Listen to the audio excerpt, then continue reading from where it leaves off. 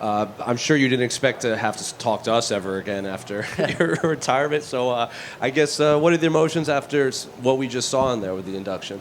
It was going pretty good, but then once all those fighters and Dana were saying those nice things about me, got a little choked up. But definitely honors, amazing accomplishment, a lot of hard work put into it, not just by me, but trainers, training partners, freaking management team. Just been a long road and just another gift. Did you have any idea if this was going to happen? Because the last few inductees we've talked to said, Dana asked them to come sit cage side, and then they surprised them with the video package. I had a feel for it. I didn't tell anybody I had a feel for it. I let my wife know. I'm like, hey. And then when I was sitting where I was sitting, I was like, yeah. But still, when it happens, you're like, oh, this is actually happening. And it's probably the best part of it is all those kind words from all those fighters and my peers and guys who are coming up now, seeing what I put into the sport and how I fought, and definitely makes me feel good. I was going to ask about that because when they were showing all the fighters, they showed guys like Jens Pulver, who you've known, like he said, he's known you since you were a teenager, all the way to people that are champions now. Like, you don't get a lot of fighters that have crossed like decades of fighting like that. So what was it like to see just like the entire scope of the fighters you've influenced? It just shows how long I freaking did this for, and I was able to stay relevant for a long time and was able to put on some good performances here and there on the way. But I love the sport. I love to fight, love to compete, love to work out. That's why I was able to do it for so long. I didn't really work. It was just what I enjoyed to do. I knew I was going to fight when I was a sophomore in high school. So it was just, this sport has given so much to me. It's just definitely a blessing. And in terms of your own, coaching career and life and everything, has the itch come back at all? Because we see a lot of these MMA retirements, and sometimes they don't last as long as we initially thought. No, I train, but it's like giving back to these fighters, trying to grow and become somebody else. I mean, I fought for so long, did it for so long. Fighting's easy for me. Like, the training's hard. Like, I can't train like nonstop like I used to. I could train hard for like 4 hours, but then I might have to take like 2 days off. So it's different in that way, but I can still fight. I can still compete, but it's just different now. Have you had, an itch to compete in another combat sport? Because we've seen Mike Perry call you out. Connor's tweeted about you fighting Mike Perry in bare knuckle. Is just everything hung up? You just want to focus on it's hung up now, but never say never. I'm not closing any doors, but they look like they're closed. But there's always opportunities out there, but there's just all feel, I guess, what I feel like doing. Congratulations, man. Thank you. Hey, Robbie, here in the back. Yep. Congratulations as well. For fans who haven't kept up, what has retirement kind of looked like? You talk about training guys at the gym, but like week to week, like what does Robbie Lawler's life look like now that there's not another fight on the horizon anymore? It's busier. I wake up earlier than I normally do because I have to like get my stuff together, get to the gym at whatever time I get to the gym, which is earlier than most fighters, all of them, and then get my workout in before they're done, or before they get there. I get a workout in, and then I'll drill with guys if there's not enough training partners, and then practice is over around 11:30, 12, and then I go and I lift weights for anywhere from 30 minutes to an hour. Then I eat. Then I sit around and rest, watch some soccer, and then I go back to the gym around 3. And coach a little bit for probably 2 hours from like 4 to 6. Then I go home and get another workout in and eat and try to not spend too much time watching MMA just because it's my whole day and it's been my life for so long. But it seems like I'm going to be watching a lot more MMA because to be a good coach, you have to freaking watch these guys and see where the sport's evolving. I was going to ask about that. Do you care much about watching fights just recreationally? Are there guys that are like, no, I'm excited to see this match? Or you've been so close to it, it's like, I'm just good? Right now, I'm kind of like getting a little bit more excited about watching it because it's where I'm evolving to. When I was competing, I didn't really want to watch too much because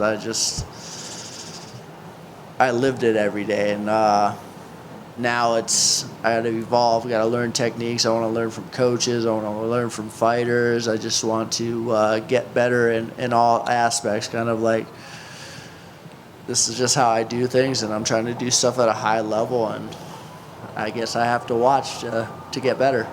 You got any soccer teams you like to follow particularly? I'm watching a lot of teams right now. Obviously, Barcelona's playing really well right now. Madrid, like Liverpool's kicking butt. I watch everyone because I'm just learning the game, trying to see different playing styles, different players, and yeah, I'm just a fan of the sport. So, well, congrats again, man. thank you. Robbie in the back, you have a lot of best ofs and memorable moments in your career. At what point did you start to believe that you were Hall of Fame worthy and that you would have a career that would be considered as one of the best ever? I never really thought about it, and it was when it happens, you're kind of excited, but like I just always try to carry myself as if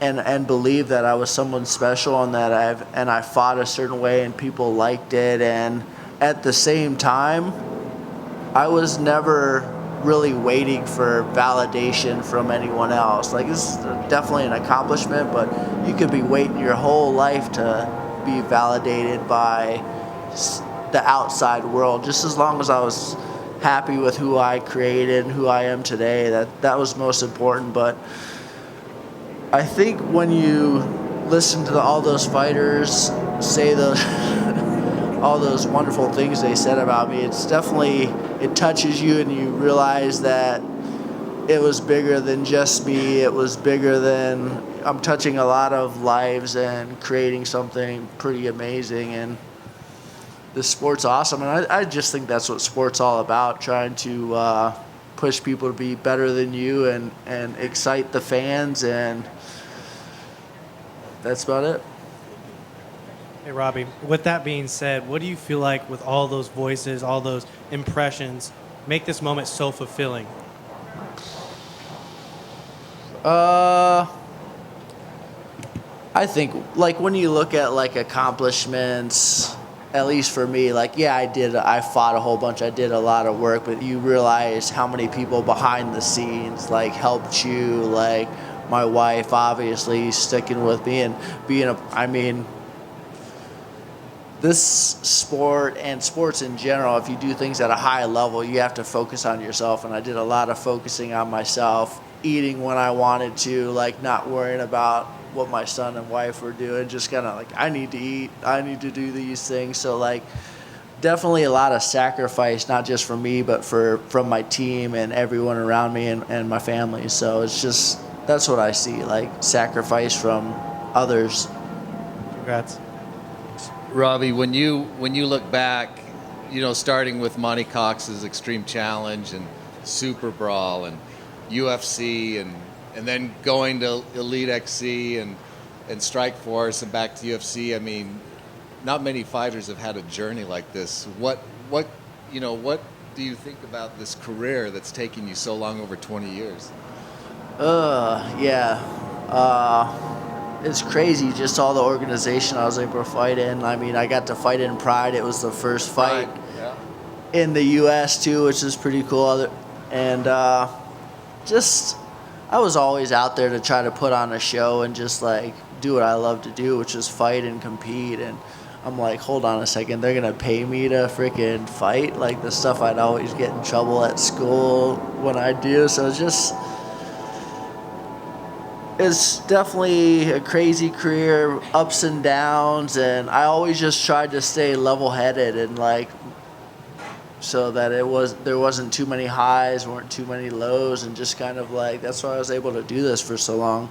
and I just love to compete, love to work out, and I'm a gym rat. So What were those days like when you started with Pat Miletich and his crew with Tony Fricklin, Jens Pulver, Matt Hughes, those guys? it was rough. There was probably 10, maybe 15 guys in there, but they were all pretty high level guys. Pat, obviously a champion. Jen's a champion at the time. Matt Hughes was a champion. And I was this 18-year-old kid trying to figure it out. But I did well and learned a lot from those guys about life and about fighting, and just tried to keep growing. Any funny stories? Lots of funny stories, but I'm not telling any of them. Congratulations and thanks for the great memories in the career. Thank you. Congrats on the honor. Just another one to the many accolades. We see now currently BMF belts, something that I know you would have fought for and defended. What are the guys that continue that ruthless tradition, in your opinion, that fight just like you? I mean, obviously Gaethje, Dustin Poirier. There's lots of guys who are gonna, and there's plenty of guys who are gonna come up there and fight better than I fought, and just go out there and put on shows. The sport's evolving, and these fighters are getting better. They started at a very young age, and I'm proud to be a part of the growth of the sport, and I'm honored to still be a part of this coaching and the Hall of Fame. Thank you, sir. Congrats. Just one more in the front right here. Just because you brought up him, I asked this question to Justin Gaethje at Media Day, that these days there's a lot of young fighters that use his name as a description of how they want to fight. Like, they want to be the flyweight Justin Gaethje, the heavyweight Justin Gaethje. And Justin said, well, I wish they wouldn't do that because it might prolong their career. So now as a coach, you might see guys that want to fight like that, fight like you. Yeah. Like, do you share that same sentiment as Justin? I think guys should fight to their skill sets. And if a guy's long, he should probably fight long. He probably shouldn't fight like me and get inside. So it's all about skill sets. If you're not a power puncher and you don't have power to knock somebody out, maybe you should. So that's kind of how I coach. I coach the guys' attributes, and it's not always about putting on a show. It's about winning and prolonging your career.